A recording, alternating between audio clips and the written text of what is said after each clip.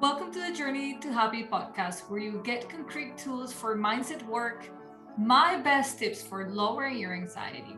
And you also hear funny and encouraging stories from me and others who have stories to share.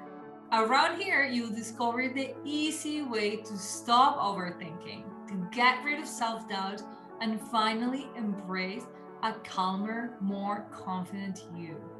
I am Olga, your host, a former therapist, a life coach, wife, blissfully an IVF mother, and a coffee lover. I'm excited that you tune in today, and I'm honored to be on the journey with you. Hey guys, welcome to another episode of the Journey to Happy podcast. I'm Olga, your host, and I want to take a moment, as always, to begin this episode by thanking you. Thank you for tuning in and listening. I also want to ask a special favor of you if you can remember after this episode, subscribe to the podcast, rate the podcast, leave us a review. You have no idea how much value there is in leaving a review on a podcast. So, not just mine, but in general, if you've got a podcast that you absolutely love listening to, please leave a review, score it, tell the podcaster how you feel about it. It not only helps us shape the type of content we put forward, but it allows us to bring amazing guest speakers. So I bet you didn't know, but most guest speakers take a look at how many reviews there are in a given podcast before they decide if they want to come and talk to the podcaster. So do this sister a favor, leave me a nice review. Well, only if you feel inclined to be nice, but leave me an honest review. And subscribe if you want to be notified as soon as I release new podcast. Welcome, welcome, welcome. I am excited to dive into this subject. And I'm going to tell you a little bit about the kind of Mother's Day that I had because it all relates to the subject today. The subject today is growing into being confident. I cannot tell you how many times the conversations in my coaching groups are around becoming confident. As you know, I am a life coach for the woman who overthinks, who worries too much, and who may have anxiety, given all the overthinking and worry that she does. And what I've come to pinpoint is that behind every overthinker, there is somebody who's lacking self confidence. And so, a big part of the work that I do with my clients, whether that's in group coaching or one on one coaching, is all about reaching for that confidence that they have, but that is a bit asleep, or it's hard to listen to it because there's so much mental noise around it, around the mind, that we cannot hear that confidence. And one disclaimer that I want to make here is that as a life coach, sometimes people put me on a pedestal. Like, of course, you do not know what it's like to not be confident. But the opposite is true. Most people who are in a position of coaching or helping are coaching people through something that they themselves have overcome. And to me, this is true. I think that confidence is something that has been, especially in my early life, something that I've always learned to grow into and lean into. And just recently on Mother's Day, I realized that I'm still doing work. It doesn't seem that way. It might feel like I'm so ahead and I've made so much progress, which I have. But I've noticed that I continue to need to do some work. And the work around growing to be confident is not what you think it is. It's not about becoming powerful and maybe even bitchy or mean. Not at all. It's about becoming incredibly aware and loving towards ourselves. That's been my personal experience, and that is what I try to coach the women I coach with. I coach the women I coach towards self awareness and self compassion, self love. And that's how confidence kind of opens up a space to exist within your mind and your behaviors and your overall beliefs that you carry. So I want to break these down. I wanted to tell you about my Mother's Day gift because it is the most recent experience that I've had where my own self confidence was shaken.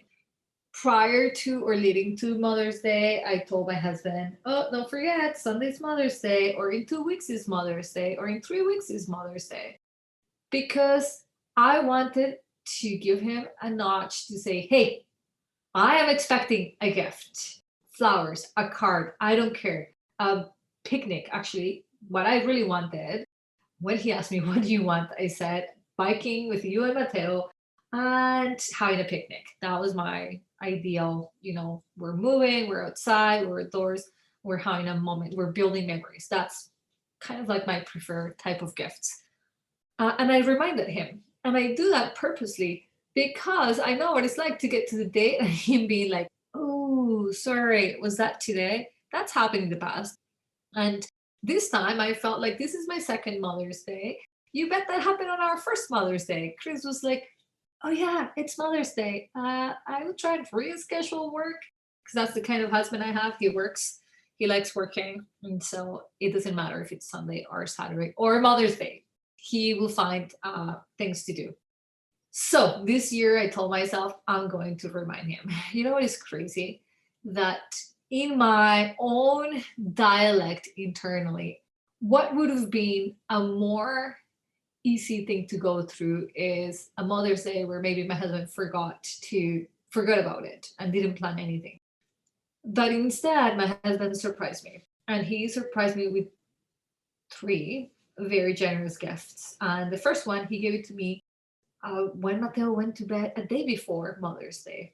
And I didn't understand why he was doing this. I'm like, "Don't you want to give me the gift when Mateo is here and he can give it to me?" And he went to give me this very long explanation as to why. That wasn't a good idea. Mateo would want to play with the gift, and it wasn't a gift that I would want Mateo to play with. Long story short, he gave me the gift. I started opening the gift, and I see a box of shoes. And I see the brand of these shoes, and it's not like anything I've ever in my life even considered getting because they're so out of what I would have wanted to spend on a pair of shoes. These are Christian Louboutin shoes, very expensive, the red sole shoes. Also, really high heels, which I don't remember the last time I wore high heels. My point is, as I was opening this gift and I noticed what I noticed, I didn't want to open it anymore. I think there was a big rejection internally happening. Like, this is not for me. I'm not the type of girl who wears fancy shoes. I never want to spend this kind of money on anything that's not like a trip. I don't understand why he gave me this. I am not that good of a mother. You see, what started happening was my inner mean voice began to take force. And I'm pretty sure I look disappointed as I'm opening this box. So my husband is like, "You're a size 7, right?" And black was a good choice, right? Like, he's just like now second guessing. When I look up, I could tell my husband was so proud and happy that he thought about Mother's Day, and he got me something that was fancy and special, and that he put some effort towards this gift.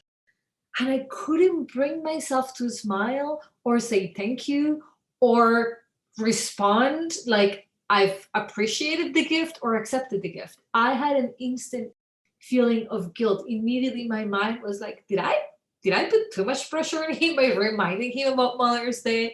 Did I make him think that unless he gave me expensive gift, I wouldn't have been happy?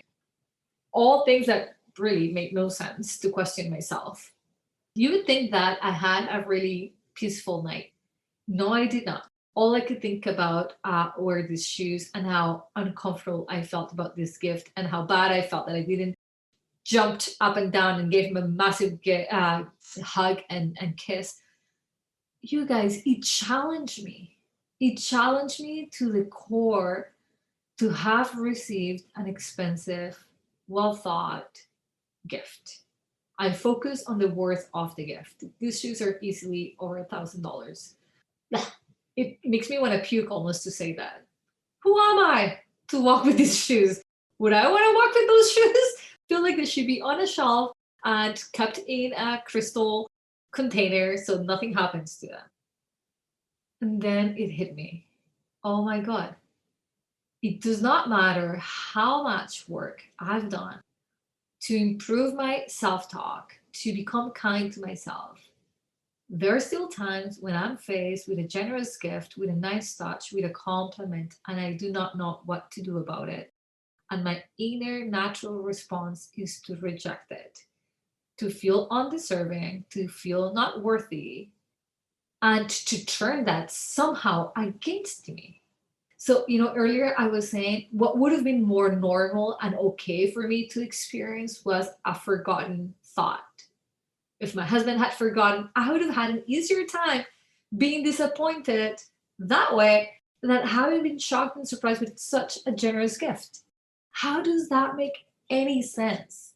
Well, you see, it makes some sense because when we walk around with the belief that we are not worthy of receiving, not only do we look for opportunities to be like, see, they also think I'm not worthy. They didn't buy me a gift. It buys into this mental drama and that belief that we have built around not being worthy.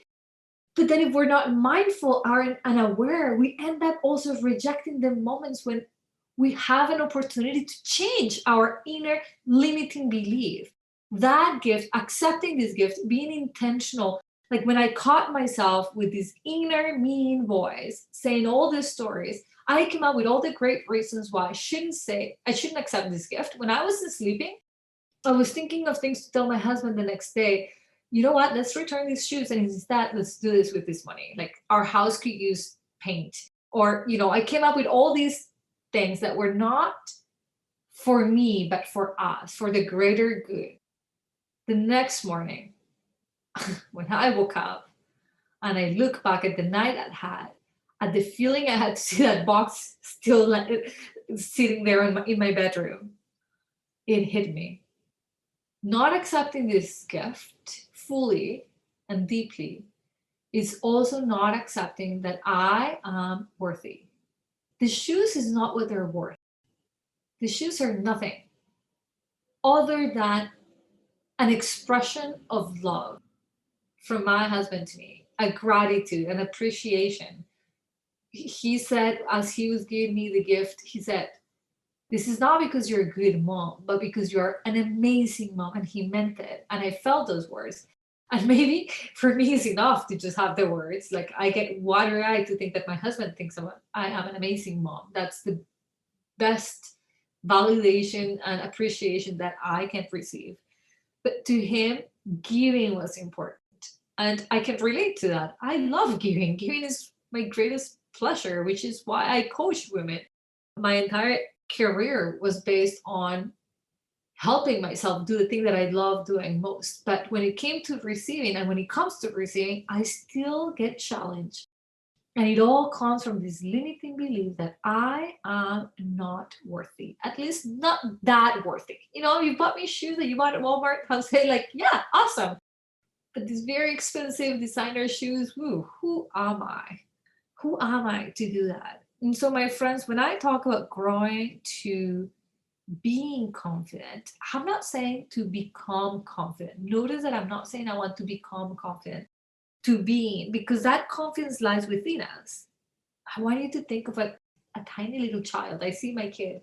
He's 1.5. He sees his image on any mirror, any opportunity where he sees his image, he kisses himself. He doesn't walk around thinking, am I worthy of these nice clothes my mom bought me? Am I worthy of my mom's attention? He just owns it. He walks around just like he owns it because he does. So I know I've been recently experiencing what it's like to grow with a human who knows nothing about life, yet he knows to be confident. He didn't have to become, he is confident. So I want to normalize this conversation. I want for you to become incredibly aware of the limiting beliefs and inner conversations and dialogues that are happening in the background at all times that deny you from confidence. If confidence is already there, if we're all born with confidence, What are the aspects of our beliefs that remove that level of confidence? So I know for me, the more I aware I become, the more I notice that it really truly comes from uh, the limiting belief that I might not be worthy of certain compliments, of certain gifts, of certain moments of good life. I keep telling myself I don't need all of this because I feel in discomfort, uncomfortable about having, about being gifted, about receiving. Recently, a peer in my coaching group reached out to me. So we're peers, we're being coached by somebody in a group setting, and she reached out to me and said, "As soon as this coaching is done, I want to be coached by you."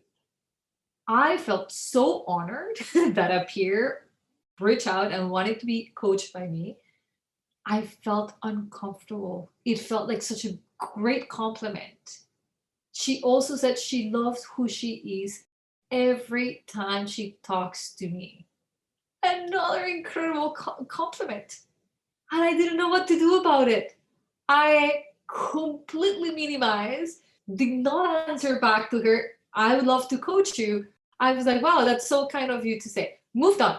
Didn't want to accept it. Accepting it would have been absolutely, comes April, I'm going to reach out to you and we book this coaching. Nope, I couldn't take it. Too much for me. I'm just going to ignore it. So you see what that would do long term to me in my confidence as a coach? If I cannot recognize the moments where an opportunity is given to me for me to take and accept and let it in, how can I possibly grow into being more and more confident? Also, I want you to think about this perception of like confident people are always confident. I just described to you a spot in my life where I don't feel as confident, but I gladly walk with green hair, pink hair, yellow hair, I don't care, in the middle of Fifth Avenue wearing a funky outfit. I don't care. Or okay, Fifth Avenue, maybe everybody's walking that way. Here, Ottawa, where people are more conservative. I don't care. In fact, I have photos of me doing yoga poses in the middle of the market downtown Ottawa in a busy summer street. Didn't care. That level of confidence I've got. But when it comes to other things, I don't. So it's okay to not be always confident, to not be confident in all areas of our lives. But knowing that we are confident in a particular area of our life shows that we're capable of confidence. And we just need to keep growing that being of confidence. And so I wanted to walk you through the steps that I walk through my coaching clients to grow this existence of confidence that already is there. You see, if it wasn't for self awareness, I wouldn't have been able to catch on what really bothered me about this gift. And maybe I would have told my husband, "This is not what I asked for. I said I wanted to go picnic." And maybe we would have gotten into into a fight. Or maybe I don't know what else could have happened, but it took a lot of reflection for me to get to the point, the core of what was going on for me with this gift. And the value of having recognized, wow, me not accepting this gift in any way is me also not accepting that I am worthy. And that I no longer stand for. Now that that is in my awareness, I get to wear my big girl pants and decide if this is a belief that I want to continue to feed and cultivate, or if it's one that I want to walk away from. And I do that by deciding otherwise. So the first thing that I help all of my clients get to is a great level of self-awareness.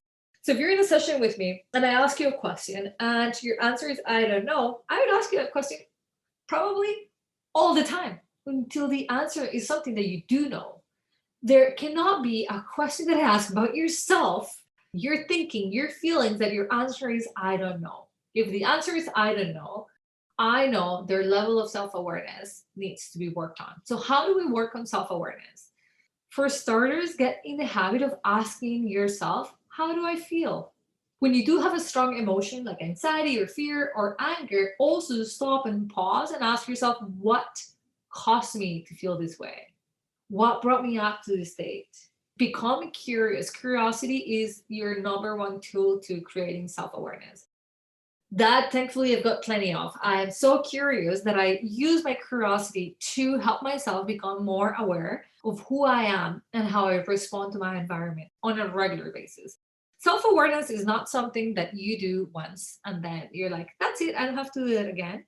Not at all. Self awareness is, think of it as a lifestyle if you want, something that we just get to incorporate in how we go about life. It's like inhaling. The majority of my clients get introduced into mindfulness. As you probably know, if you've been listening to my podcast, I'm a mindfulness instructor. Everything that I do within my personal life and in my coaching life comes from mindfulness. So mindfulness brings us back to the present, where our mind and our body are in the same place at the same time. And that to me is so helpful to get to connect to my mind and body. I have a very strong connection with my body. I understand my body better than anyone. And it makes sense that I do. But I can tell you I'm tired, why I'm tired, what made me tired, what food didn't agree with me. I can go into so many details of what's going on in my body because of that connection. You might be wondering, how does that relate to confidence? Well, I can constantly tell you when I'm healthy or when I need a break because I know my body better than anybody. And so I can say, nope, not a good time for me to go biking right now. I have like 10% energy left and I need to keep it. So self-awareness is the best thing that you can do. Things that I suggest for my clients is to begin to practice mindfulness. If you've got no idea what mindfulness is, I've got a really short course. It's a 4-week course online called Mindfulness for Every Day. You can find it in my website, where I just briefly bring you up to how to be mindful at work, how to be eating mindfully, how to communicate mindfully, how to practice mindfulness, just broke down into very easy step by step, brought into 4 subjects that are very important that we do every day. And so that's something that my clients get to experience, that introduction to mindfulness. Many of them take me up on the offer to begin a formal practice of meditation, which helps them discipline the mind.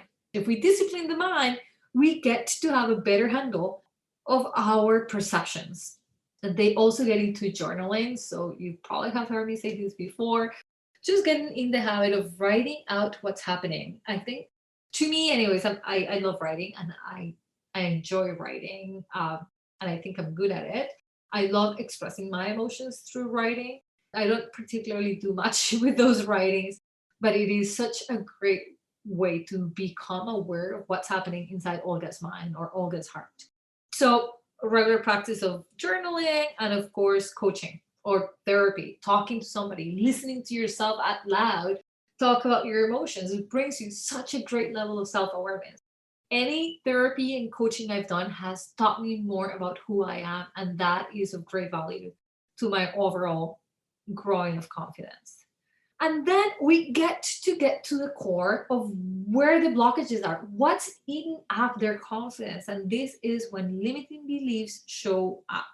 I shared with you earlier my limiting belief of not feeling worthy of receiving.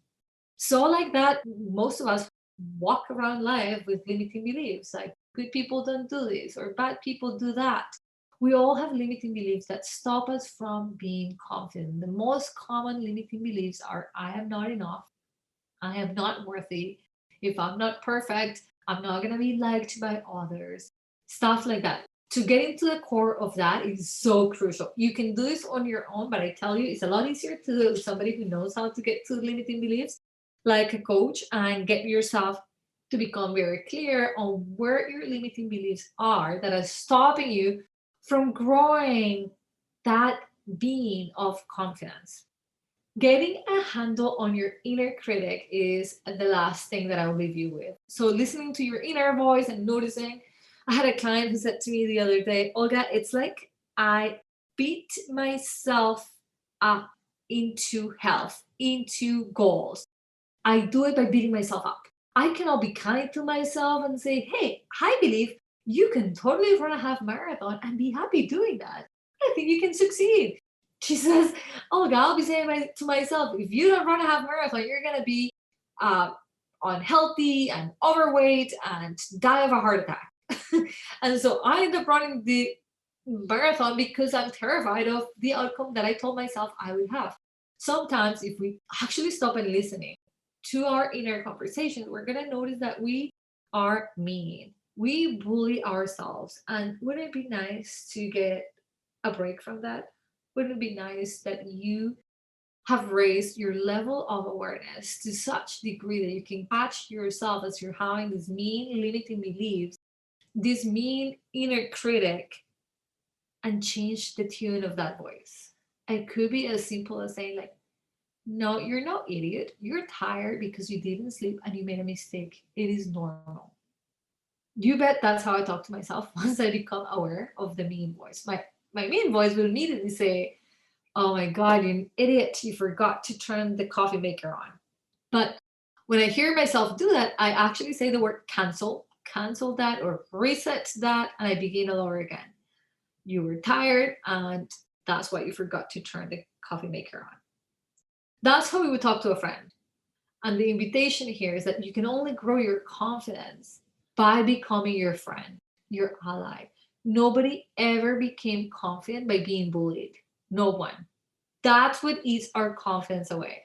When we bully ourselves, when we see ourselves in discomfort, making a mistake, going through a difficult moment, and then we step on ourselves by saying, like, let me just make it a little bit harder on you. It makes no sense. Think about it. It makes no sense. So as soon as you're done listening to this podcast, ask yourself for some forgiveness for having been mean all this time without even noticing it. Drop the guilt about it, because that's also not going to help you. And make it a conscientious point that you are going to become more self aware of that inner dialogue and that you're going to interrupt it to defend yourself as needed when needed. That will help you grow in your confidence. That's what I did on Mother's Day when I couldn't sleep and I was feeling so much discomfort after something that you would think anybody will have such a great moment and enjoy it. And lastly, I want to leave you with this is work that we do on a regular basis, period. This is not a one time moment. This is something that we gotta expect to have to do for as long as we've got a mind. Because for as long as we have a mind, we are going to have an inner critic doing something. And so it's our job to become responsible of that voice and check in with it often. Thank you so much for listening. I hope you enjoyed this podcast, and I'll see you next Monday.